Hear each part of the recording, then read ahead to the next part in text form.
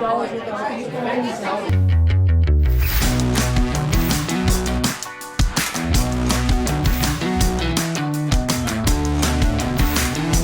welcome to Cwic Show. My name is Greg Mattson, and I am your host. In this episode, we're talking about Muslims worshiping in Latter-day Saint meeting houses. Very controversial. A lot of talk and bantering going out online on this, on both sides of the issue of whether or not we should allow this. I want to give my 2 cents on this. This episode is brought to you by Scripture Notes. Scripture Notes is what I use for all of my scripture study. It is the best, hands down, app out there for scripture study, in my opinion. Go to scripturenotes.com. Also, a great gift for Christmas, scripturenotes.com. All right, so there's a picture going around of Muslims in a Relief Society room, bowing down, worshiping inside of the Relief Society room with a picture, and apparently this is a picture of Christ, it probably is, covered up, right? Because for the Muslims, they do not want any kind of a picture anywhere. They don't allow that in their worship areas.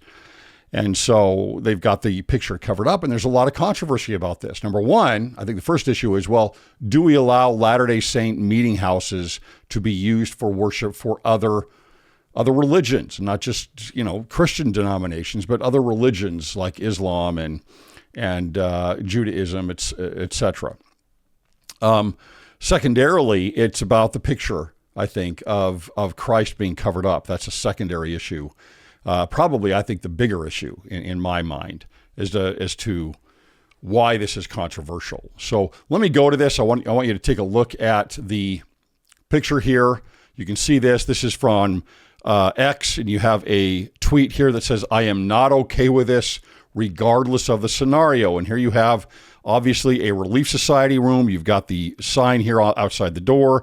You can see in the background here the picture that is covered up, right? And then you see the Muslims here who are bowed down in prayer on the carpet here. And so just a couple of things here before I get into breaking this down a bit. Number one, I like it. I am a fan of this. I have no problems with it whatsoever. I think it is great that we are inviting the Muslims in to worship in our chapels, not the chapel, the meeting house, and allowing them to go to a place where they don't have a place right now to worship, right, in this area, apparently. And so there was an agreement made, and they came in, they worship in the Relief Society room. They are not in the chapel, right? And that's one thing I think we need to understand and distinguish here. The chapel in the meeting house is something separate and sacred for us. Even when there's nobody in there and the lights are turned out, right? We don't want kids running around in there. We keep it more sacred than the rest of the building. That is not what we're doing in there. That is not, the Muslims are not in the chapel. They are in the building, in the Relief Society room. I think there's no problem with this. I am happy to do this. I love interfaith efforts like this. And I think it's a wonderful thing, both for Latter-day Saints and for the Muslims here. And it's an olive branch that is extended to the Muslims. Secondly, being that it is the Muslims and Islam, a lot of people have this whole idea, and they may not know many Muslims, right? That, you look at the Syrian rebels right now. They just conquered Syria. They went to Damascus, took over. The Russians are weakened in Syria. They're focused on Ukraine. So the rebels made ground. They took over Damascus, and Assad is now, I believe he's in Russia right now, in exile. And then you've got them out there with their guns and screaming about Allah and how they're now going to free Jerusalem from Syria, right? But in the northeast portion of Israel, there is a long border between Israel and Syria, and they're going to free Jerusalem from the Jews, basically, right? And take that over. That's their next step. And so you get this idea about conquering and tyranny and force with Islamism. And you've got to separate that. You have to do that. You have to look at people individually. And yes, there is a mix there. I understand that. It's very adjacent. But I think that this is the right thing to do. And I don't think you go in and say, well, I saw someone online talking about the first and second commandment, right? Love God with all your heart, might, mind, and strength, and then your neighbor, and saying this is not loving God. They believe in a different God. And it's kind of like the evangelicals talking to us and say, you believe in a different Jesus, right? This is a completely different Jesus. And it's just, I refer oftentimes back to Ammon with King Lamoni and his discussion there when King Lamoni is on his throne. And they're talking about the Great Spirit. That is not the terminology, and it's not the same idea that Ammon has about God. Ammon knows about Jesus Christ. Ammon is a Christian. And the Lamanites are not, right? Remember that. We don't talk about this enough in the Book of Mormon. The Lamanites are anti-Christ. And that's why the dissenters of the Nephites, who are also anti-Christ, all go over to the Lamanites. That is what the story is about. Christ and Antichrist, right? And so, but they've got common ground here. Ammon says, do you believe in God? And he says, Lamoni says, I don't know about God, but are you talking about the Great Spirit? And Ammon says, yes, this is God. Now, the nature of God is different. They're going to believe in something different. They don't believe in the Son of God. But he's looking for common ground, right? The Muslims believe in the God of Abraham. They believe in a different book, like we believe in a different book from the rest of Christianity. Anyway, I think that this is what we're supposed to do. Now, that's one edge of the sword, or one side of the sword. I would talk about walking the edge of the sword.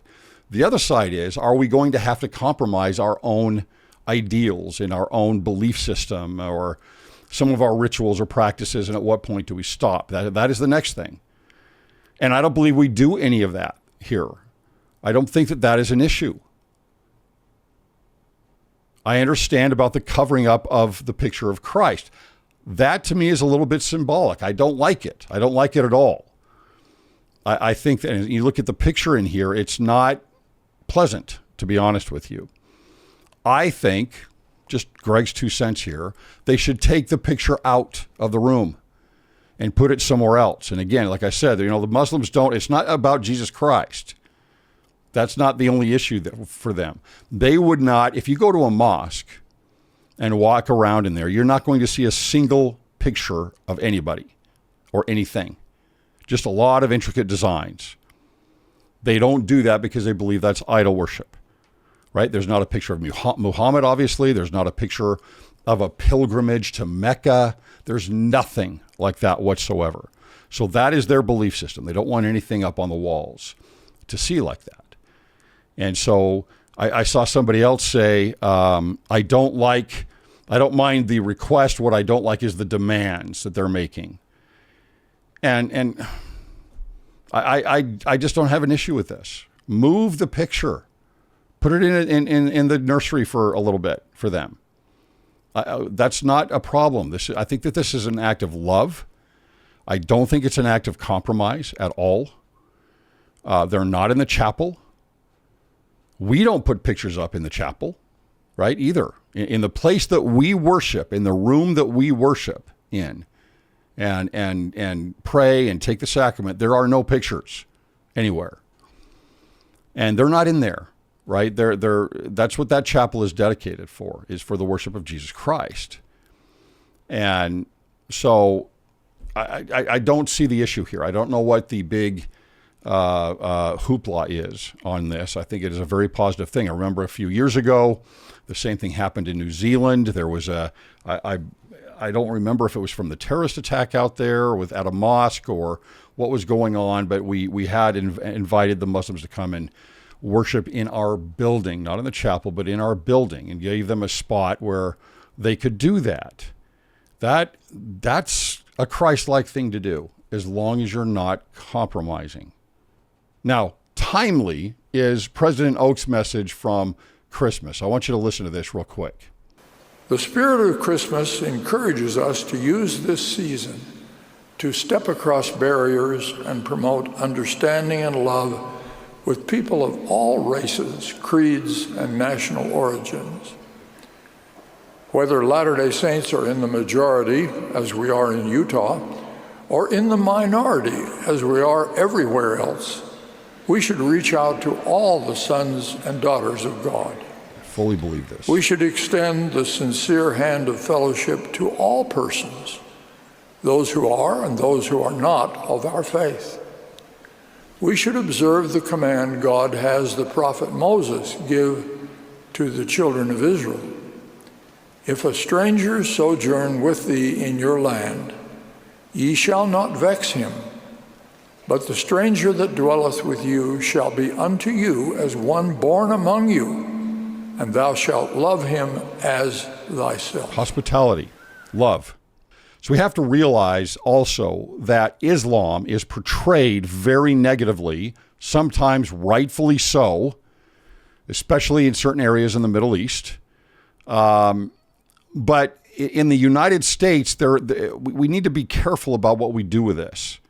You have a very, very firm, certain Christian approach to these types of things. And I say Christian, I mean the collective, not the attitude, against things that people look at as absolute evil.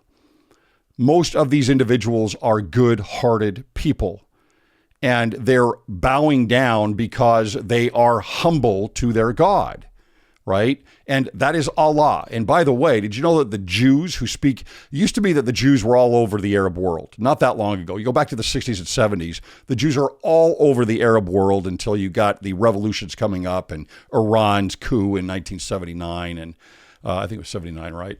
And with the Shah, ousting the Shah, the Jews were all over the place in the Arab world, and they spoke Arabic. They spoke Arabic. Do you know what they called God? And those that still speak Arabic call God, they call him Allah, because that's the name for God in Arabic. It is the same root as El or Elohim. Now, again, the nature is very different. It's just like us, even with the evangelicals or the Catholics or the Orthodox or the Jews. The nature is very different, and we believe we have things that are added upon and a greater knowledge coming through Joseph Smith with the restored gospel. We believe that firmly, and we don't need to compromise that. But I think that this is a great bridge that can be made as long as we hang on to our principles here. Move the pictures. Don't cover them up. Just my recommendation. Love your neighbor as yourself. And if there become problems, and we did this all over the place, and because of the law of numbers, there were some outliers and fringe individuals that really caused a problem, then we look at it again. And then you come back to me probably and say, hey, Greg, I told you so. It's like, look, come on. Love is difficult. Love is difficult. Merry Christmas, and thanks for listening.